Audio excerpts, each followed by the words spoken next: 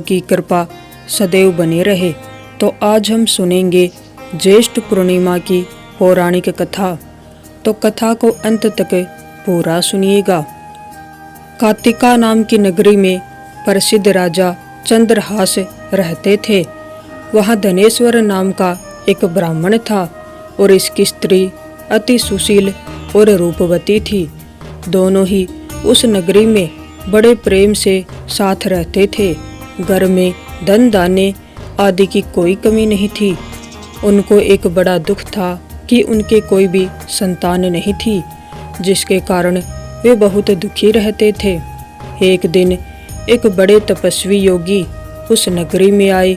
वह योगी बाकी सभी घरों से भिक्षा मांग करके खाया करते थे, लेकिन उस ब्राह्मण के घर से भिक्षा नहीं लिया करते। एक दिन योगी गंगा किनारे बैठ करके प्रेम पूर्वक भोजन कर रहे थे। धनेश्वर ब्राह्मण ने उस योगी को यह सब करते हुए देख लिया तथा धनेश्वर ब्राह्मण ने उन योगी से कहा कि आप सभी घरों से भिक्षा लेते हैं, लेकिन मेरे घर से कभी भी भिक्षा नहीं लेते हैं। इसका क्या कारण है? तब योगी कहने लगे कि आप गृहस्थ आश्रम के एक सुख से वंचित हैं। आपके घर में संतान होने पर मैं आपके घर से भिक्षा स्वीकार कर लूँगा।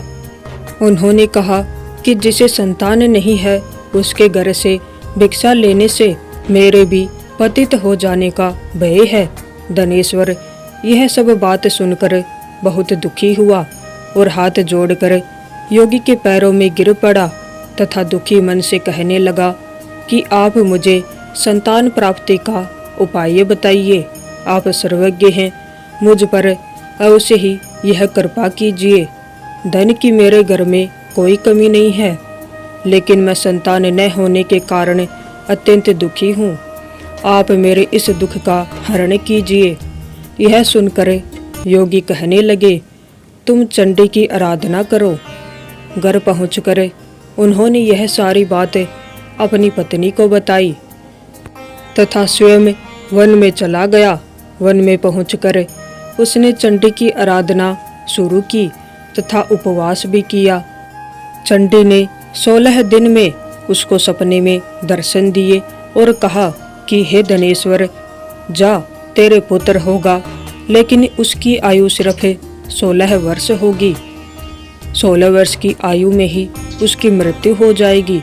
अगर तुम दोनों स्त्री और पुरुष 32 पूर्णिमाओं का व्रत करोगे तो यह दीर्घायु हो जाएगा। जितना तुम्हारा सामर्थ्य हो उतने दिए जला करके शिव जी का पूजन करना, लेकिन पूर्णमासी 32 ही होने चाहिए। सुबह होते ही तुम्हें इस स्थान के पास एक आम का पेड़ दिखाई देगा। उस पर चढ़कर एक फल तोड़कर अपने घर ले जाना तथा इसके बारे में अपनी पत्नी को बताना।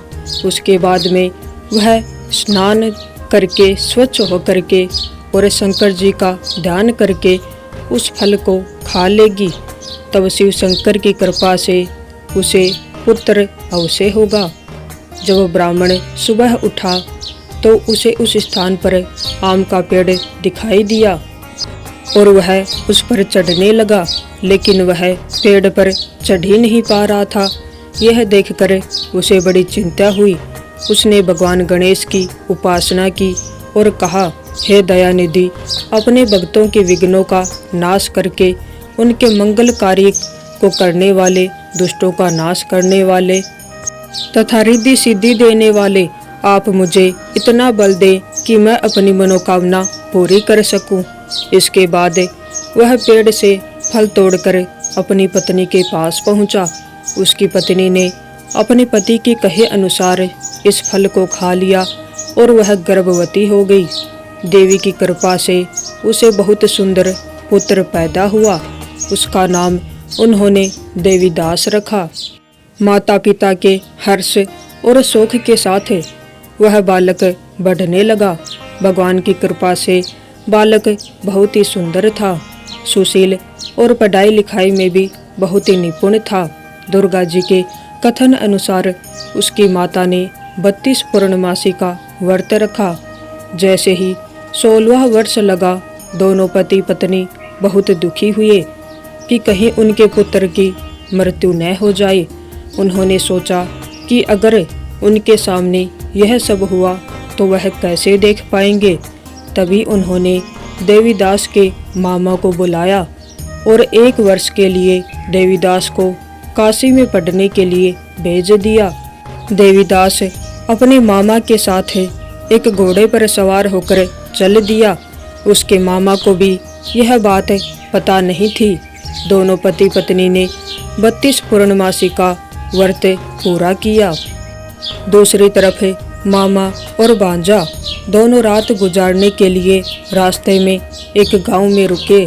उस दिन उस गांव में ब्राह्मण की कन्या का विवाह होने वाला था।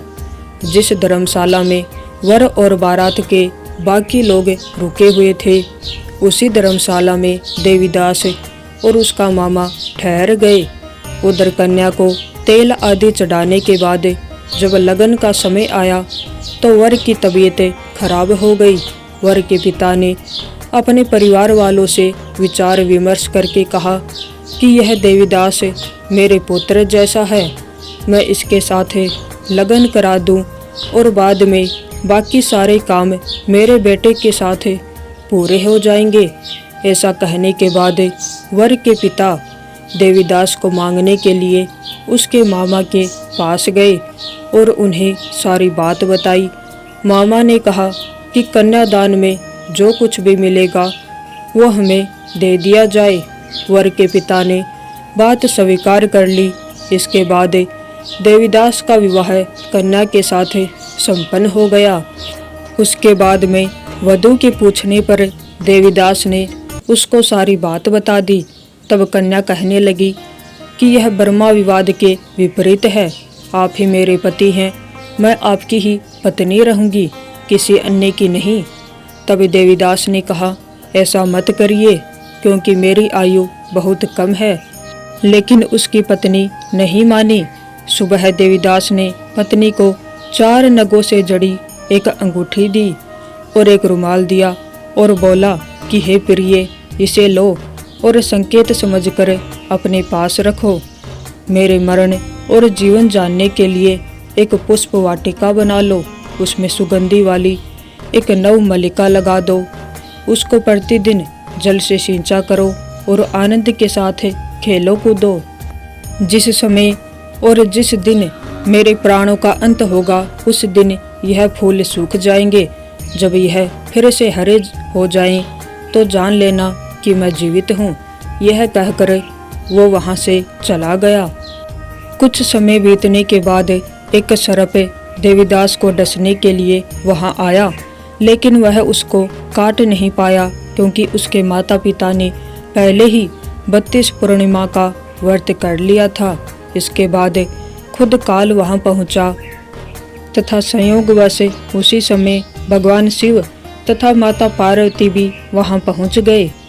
देवीदास को मूर्छित दशा में देखकर माता पार्वती ने भगवान शिव से प्रार्थना की कि महाराज, इस बालक की माता ने पहले ही 32 पूर्णिमा के व्रत कर लिए हैं, आप इसको प्राण दें।